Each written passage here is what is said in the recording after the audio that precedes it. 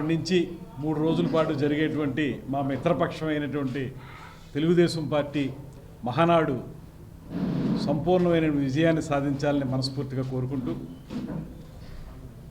అఖండ Godavari project దీనికి సంబంధించి June మొదటి వారంలో ఈ కార్యక్రమానికి ఎంతో సహకరించినటువంటి డిప్యూటీ సీఎం శ్రీ పవన్ కళ్యాణ్ గారు, మన పార్లమెంట్ సభ్యులు శ్రీమతి పురంధేశ్వరి గారు వారిద్దరి యొక్క సమయాన్ని తీసుకుని మొదటి వారంలో దీనికి శంకుస్థాపన చేయడానికి నిర్ణయించుకోవడం జరిగింది. ఇప్పటికే దానికి సంబంధించినటువంటి ప్రిపరేటరీ వర్క్ అంతా జరిగింది. అంటే ఇందులో మొట్టమొదటి టెండర్ ఓకే అయింది, ప్రస్తుతానికి ఘాట్ల వరకు ఓకే అయింది. హేవలాక్ బ్రిడ్జ్ ఇంకా అవి కూడా మొత్తం 97 కోట్ల రూపాయల మొత్తం నిధుల్లో కొంత మేరకు మనకి టెండర్ ఓకే అయింది. దానికి సంబంధించి ప్రిపరేటరీ వర్క్ పూర్తయింది. ఇంకా వారిద్దరి డేట్ల కోసమే కొంత వెయిట్ చేయడం వల్ల కొంత సమయం తీసుకోవడం జరిగింది. వారిద్దరూ కూడా మొదటి వారంలో ఇస్తున్నారు. ఎందుకంటే మన ఎంపీ గారు వారు గల్ఫ్ వెళ్ళారు, ఇతర దేశాలకు కూడా వెళుతున్నారు. దీని గురించి మన దేశానికి సంబంధించినటువంటి యుద్ధం, వాటికి సంబంధించినటువంటి అంశాల గురించి తెలియజేయడానికి, వివరణ ఇవ్వడానికి వారు వెళ్ళారు. కనుక వారు వచ్చేటప్పటికి జూన్ మొదటి వారం అవుతుంది. అదే సమయంలో డిప్యూటీ సీఎం గారి యొక్క డేట్ కూడా తీసుకుని ఇద్దరిని కలిపి వారితోటి శంకుస్థాపన చేయించాలని, వారిద్దరి సమక్షంలో అఖండ గోదావరి ప్రాజెక్ట్ శంకుస్థాపన జరుగుతుందనేటువంటి మాట తెలియజెప్పడానికి సంతోషిస్తున్నాం. అదేవిధంగా దయచేసి మీ అందరికీ నేను మనవి చేసేది ఏంటంటే, అఖండ గోదావరి ప్రాజెక్ట్ అనేది ఏ ఒక్క నియోజకవర్గానికో 2 నియోజకవర్గాలకో పరిమితమైన ప్రాజెక్ట్ కాదు. ఇది రాజమండ్రిలో ఉన్నటువంటి హేవలాక్ బ్రిడ్జి, అదేవిధంగా కడియంలో ఉన్నటువంటి అంటే రాజమండ్రి రూరల్లో ఉన్నటువంటి కడియం నర్సరీలు, అదేవిధంగా కొవ్వూరు ప్రాంతం కొవ్వూరు నియోజకవర్గం, ఆ పైన నిడదవోలు నియోజకవర్గంలో కోటసత్యమ్మ తల్లి టెంపుల్, ఇవన్నీ కలిపి ఇది ఒక పర్యాటక రంగ ప్రాజెక్టు. ఈ ప్రాజెక్టు కేవలం ఏ ఒక్క నియోజకవర్గానికో ఏ ఒక్క ప్రాంతానికో పరిమితమైనది కాదు. అఖండ గోదావరి ప్రాజెక్టుని ఒక సమగ్రమైనటువంటి ప్రాజెక్టుగా, పర్యాటక రంగ ప్రాజెక్టుగా, ముఖ్యంగా ఎంతో కాలంగా వేచి ఉన్నటువంటి మనం బ్రిడ్జి లంకలో కార్యక్రమాలు నిర్వహించుకోవాలనేటువంటిది కానీ, హేవలాక్ బ్రిడ్జిని సుందరీకరించడం అనేటువంటి మాట కానీ, దాన్ని వాడుకలోకి తీసుకొచ్చేటువంటి అంశం కానీ, అదేవిధంగా కడియం నర్సరీల యొక్క అందాలని ప్రపంచవ్యాప్తంగా తెలియజెప్పడం కానీ, అదేవిధంగా కొవ్వూరు ప్రాంతంలో ఉన్నటువంటి ఆ గోష్పాద క్షేత్రంలో ఉన్నటువంటి అంశాలని ప్రపంచ పర్యాటకులకి పరిచయం చేయటం విషయంలో కానీ, ఈ ప్రాంతంలో కోరుకున్న వారికి కొలువై నిలిచినటువంటి కోటసత్యమ్మ తల్లి టెంపుల్కు సంబంధించినటువంటి పర్యాటక అంశాలని జొప్పించడం కానీ, ఇవన్నీ కలిపి దీన్ని ఒక పర్యాటక ప్రాజెక్టుగా తయారు చేయడంలో చాలా కృషి చేశాం.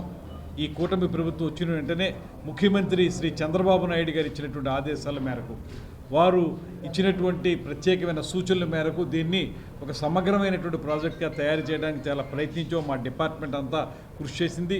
దీనికి ఒక అద్భుతమైన డిపిఆర్ కూడా తయారు చేసి కేంద్ర ప్రభుత్వానికి అందజేశాం. గజేంద్ర సింగ్ షెకావత్ గారితో 2-3 పర్యాయాలని ప్రత్యక్షంగా వారిని కలిసి రిక్వెస్ట్ చేసి దీన్ని శాంక్షన్ చేయాల్సిందిగా కోరుకున్నాం. దానికి సహకరించినటువంటి మన డిప్యూటీ సీఎం శ్రీ పవన్ కళ్యాణ్ గారు, అదేవిధంగా మన పార్లమెంట్ సభ్యులు శ్రీమతి పురంధేశ్వరి గారు కూడా ప్రత్యేకమైనటువంటి ధన్యవాదాలు తెలియజేస్తూ, మొదటి వారంలో వారిద్దరి సమక్షంలో డిప్యూటీ సీఎం గారు, మన పార్లమెంట్ సభ్యుల సమక్షంలో దీనికి శంకుస్థాపన చేయడానికి మనం సంపూర్ణంగా తయారై ఉన్నాం అనేటువంటి మాటని సందర్భంగా తెలియజేసుకుంటూ, మీ అందరికీ నేను మనవి చేసేది, ఈ ప్రాజెక్టు కొన్ని పత్రికల్లో ఏదో వచ్చింది కొంత జాప్యం అనేటువంటి మాట, కానీ అది వాస్తవం కాదు. ఎందువల్లంటే దీనికి అవసరమైనటువంటి ప్రిపరేటరీ వర్క్, డిజైన్స్ అన్నీ కూడా మొన్ననే తయారైనవి. దీంట్లో పూర్తిగా టెండర్స్ కంప్లీట్ కాలేదు, ఒక సెక్షన్ వరకు టెండర్స్ కంప్లీట్ అయినాయి. దాని మేరకు త్వరలోనే దీన్ని ప్రాజెక్ట్ని పట్టాలెక్కించడానికి కూడా సిద్ధంగా ఉన్నామనేటువంటి మాటని తెలియజేస్తూ, అదేవిధంగా మరో పక్కన Gandikota project, Grand Canyon of ఇండియాగా పేరు తెచ్చుకున్నటువంటి గండికోట, కడప జిల్లాలో గండికోట ప్రాజెక్టు కూడా సెంట్రల్ గవర్నమెంట్ మనకు శాంక్షన్ ఇచ్చింది. దాన్ని కూడా ఇప్పుడే టెండర్లు కన్ఫర్మ్ అయినాయి. దాన్ని కూడా త్వరలోనే స్టార్ట్ చేయడానికి ప్రారంభిస్తున్నాం. అదేవిధంగా తర్వాత సూర్యలంక బీచ్, మనకి ఉన్నటువంటి సూర్యలంక బీచ్ ఒక అద్భుతమైనటువంటి బీచ్గా మనకి గుంటూరు జిల్లాలో ఉంది. ఆ సూర్యలంక బీచ్ను కూడా పూర్తి స్థాయిలో ఆధునీకరించడానికి దానికి కూడా సెంట్రల్ గవర్నమెంట్ మనకు పూర్తి స్థాయిలో సహకరిస్తూ ఉంది. ఈ 3 ప్రాజెక్టులు వెంటనే పట్టాలెక్కుతాయి. మాకు దీని యొక్క అంతిమ లక్ష్యం అంతిమ లక్ష్యం కూడా పుష్కరాల లోపులోనే ఇవన్నీ కూడా కంప్లీట్ చేసుకోవాలనేటువంటి ఆలోచన. ముఖ్యంగా మన అఖండ గోదావరి ప్రాజెక్ట్ని పుష్కరాల లోపులోనే పూర్తి చేయాలనేటువంటి ఆలోచన చేస్తూ ఉన్నాం. దానికి సంబంధించి చేయాల్సినటువంటి కార్యక్రమాలన్నీ చేసుకుంటూ ఉన్నాం. దాంతోపాటు ఈ మధ్యకాలంలో షెకావత్ గారిని, గజేంద్ర సింగ్ షెకావత్ గారు, ఆయన మనకి కేంద్ర పర్యాటక మరియు సాంస్కృతిక శాఖ మంత్రులు, వారిని కలిసినప్పుడు ఒకటే మాట చెప్పారు. వారు ఏమన్నారంటే, ఇది ఆంధ్రప్రదేశ్లో మేము చెప్పిన వెంటనే వీటికి డిపిఆర్లు తయారు చేసి రెడీ చేస్తున్నారు కనుక మీకు మళ్ళీ ఈ ఫైనాన్షియల్ ఇయర్లో కూడా ఓ 2-3 ప్రాజెక్టులు ఇస్తాం, మీరు ఒక 4-5 ప్రాజెక్టులు రెడీ చేసి పెట్టుకోండి, అందులో ఏది డిపిఆర్ బాగుంటే దాన్ని మేము వెంటనే ఇచ్చేదానికి కూడా అవకాశం ఉందన్నారు. ఇలాగ ప్రతి సంవత్సరం కూడా ఒక 2-3 సెంట్రల్ ప్రాజెక్టులని మన రాష్ట్రంలో మనం పీపీపీ మోడ్లో, పబ్లిక్ ప్రైవేట్ పార్ట్నర్షిప్ మోడ్లో చేపట్టేటువంటి కార్యక్రమాలతో పాటు ప్రధానంగా కేంద్ర ప్రభుత్వ సహకారంతో ప్రతి సంవత్సరం కూడా ఒక 2-3 ప్రాజెక్టులు సంపాదించే విధంగా ఒక ప్లానింగ్ జరుగుతూ ఉంది.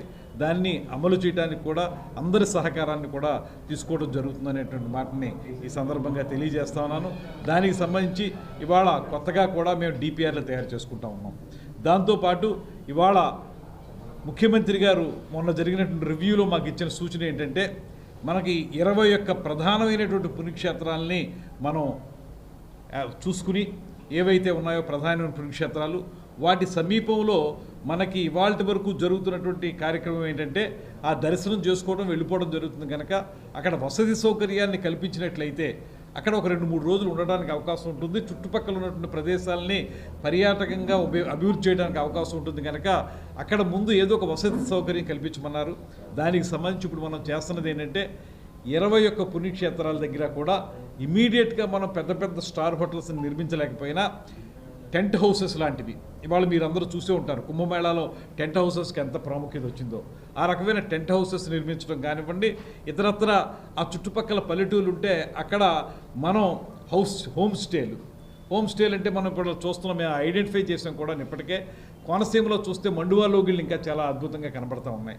ఆ మండువా లోగిళ్ళని లీజుకు తీసుకుని ఎక్కడి నుంచి పర్యాటకులు ఎవరైనా దూర ప్రాంతాల నుంచి వస్తే అక్కడ ఉండి ఆ గ్రామ సీమల్ని వారందరూ కూడా పర్యటించే విధంగా ఒక అవకాశం కల్పించాలనేటువంటి ఆలోచన చేస్తూ ఉన్నాం కనుక ఆ హోమ్ స్టేలు కానీ, అదేవిధంగా ఈ టెంట్ హౌసెస్ కానీ నిర్మించాలని ముందుగా దాన్ని టాప్ ప్రయారిటీ ఇచ్చి చేయాలనేటువంటి ఆలోచన చేస్తూ ఉన్నాం.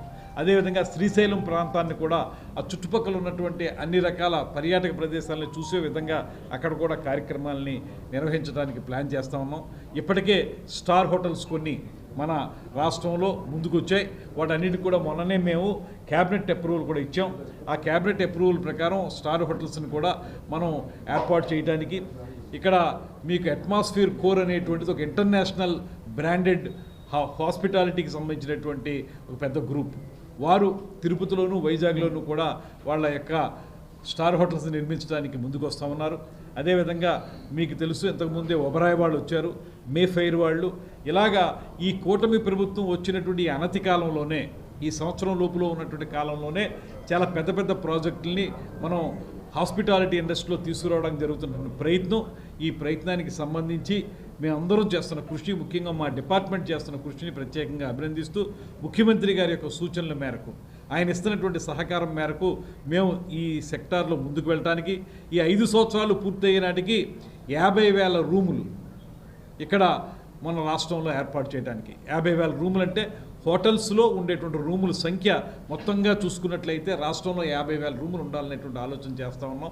ఇప్పటికే మేము కొత్తగా తీసుకొచ్చిన ప్రాజెక్టుల మేరకు కొన్ని రమారమి 7,000, 8,000 రూములు వచ్చినాయి. ఈ 5 సంవత్సరాల లోపల అవన్నీ కూడా పూర్తి చేస్తాం. అదేవిధంగా పోలవరం ప్రాజెక్ట్ నిర్మాణం ఎక్కడైతే జరుగుతుందో ఆ నిర్మాణం జరిగే చోట ఒక 2 పెద్ద హోటల్స్ నిర్మించడానికి మెగా వాళ్ళు, అదేవిధంగా మన హయత్ వాళ్ళు కలిపి మెక్లాన్ అనేటువంటి ఒక ప్రాజెక్ట్ ద్వారా వారు 2 హోటల్స్ కూడా నిర్మించడానికి ముందుకు వస్తున్నారు.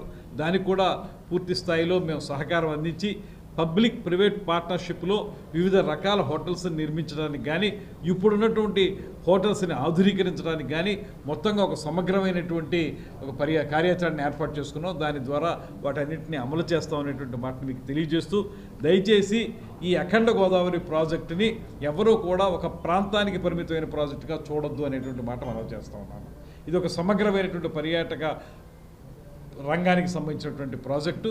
దీన్ని త్వరలోనే పట్టాలెక్కించి మన ఏదైతే మొత్తం ప్రాజెక్ట్ని ఇవాళ కొంతమేరకు మాత్రమే మనకి టెండర్స్ వచ్చాయి, అయితే మిగతాది కూడా కంప్లీట్ చేసుకుని 2027 పుష్కరాల లోపులో అఖండ గోదావరి ప్రాజెక్ట్ ద్వారా ఈ ప్రాంతంలో ప్రజలందరికీ కూడా సుందరమైనటువంటి ఒక ప్రాంతంగా దీన్ని చూపించడానికి మనం గట్టి ప్రయత్నం చేస్తున్నాం అనేటువంటి మాటని మీ అందరికీ తెలియజేస్తున్నాను.